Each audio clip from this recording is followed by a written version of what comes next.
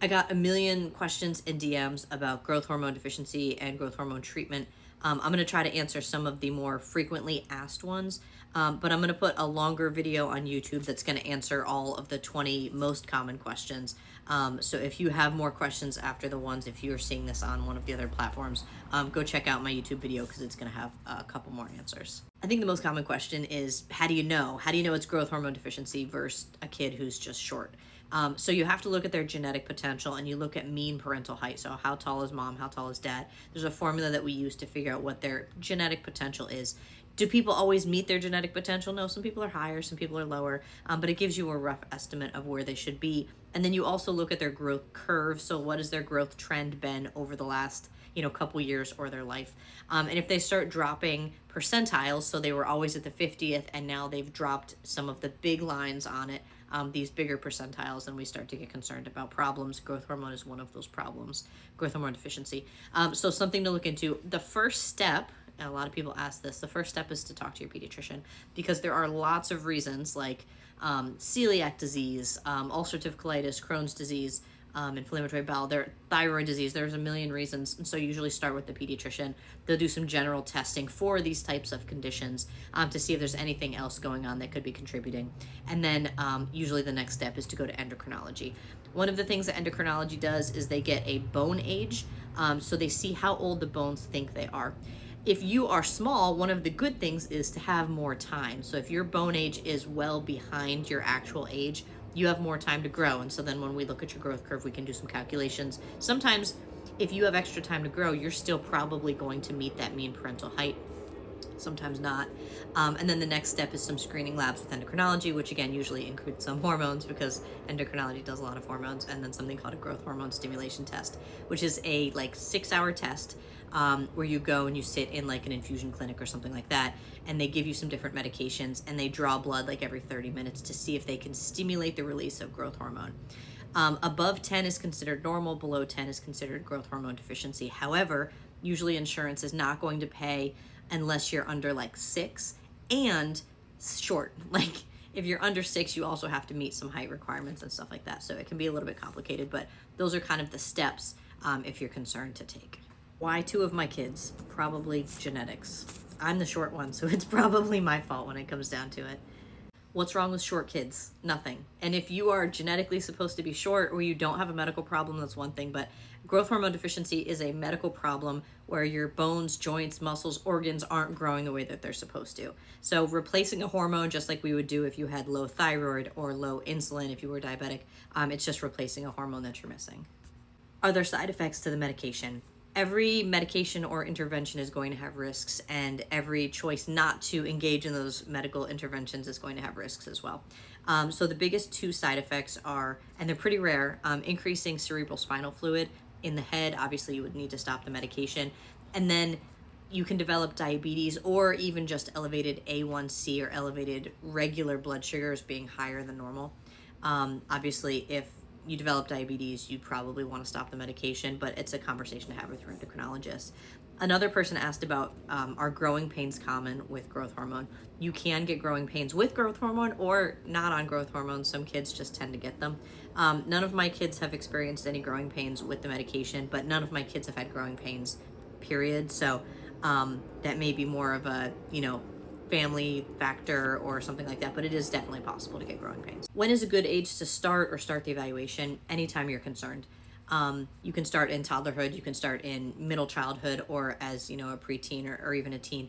The thing is that once the growth plates close, you're not going to get any more height.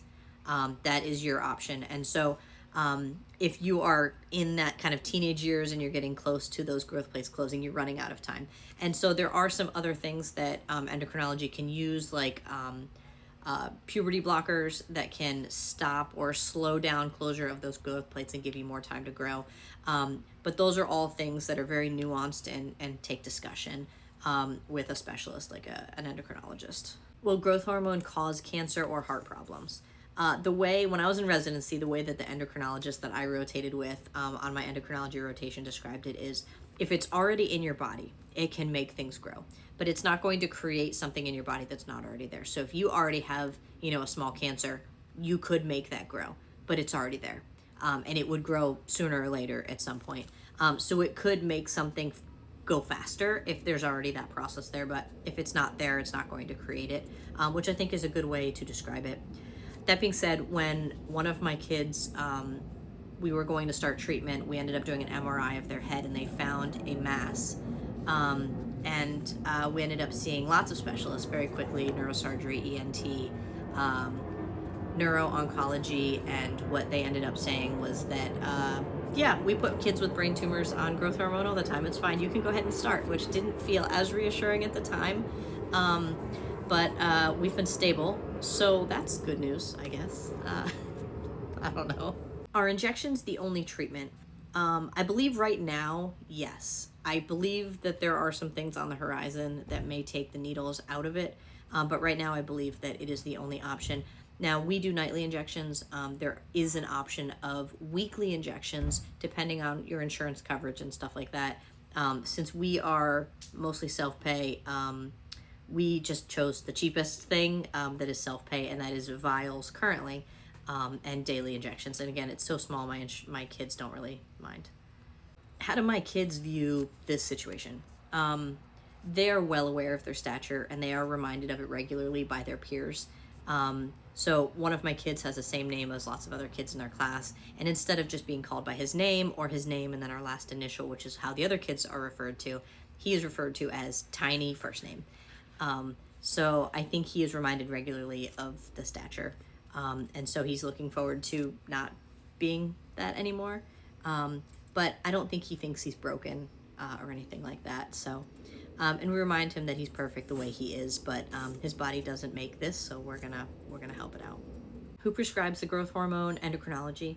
What's the oldest a kid can start them? They just have to have their growth plates open to start. And again, the older you are, the less time you have for that to happen. So you want to start as soon as possible. We want to identify this as soon as possible. So as soon as you're concerned, it's a good time to have a discussion with your pediatrician. But usually, girls are going to be a little bit younger than boys, but usually by the time that you're in your late teens, definitely early 20s, you are probably too old to start something like this. If I was not a doctor, would the pediatrician have referred us to endocrinology, and would we have started meds? Yes, we had a very obvious falling off of the growth curve for both kids, height and weight. They were not growing. We went to endocrinology. We watched with endocrinology for a period of time, but again, it was fairly obvious that this is the direction we were going. So we did the testing, and their bodies were not making the growth hormone. So yes, we would have, regardless of me being a doctor or not. All right, I think that's all we got. Most important takeaway that I think that I want people to know is that if you're concerned, start with a conversation with your pediatrician. Tell them what you're concerned about. The things that you could ask for are a bone age, and if the screening labs look really reassuring and you're still concerned, ask to get a referral to endocrinology and just see what they think and get kind of a second opinion. I know that it is a privileged thing to say, to have a pediatrician, to potentially get a referral to endocrinology, but that's the best advice that I got at this point.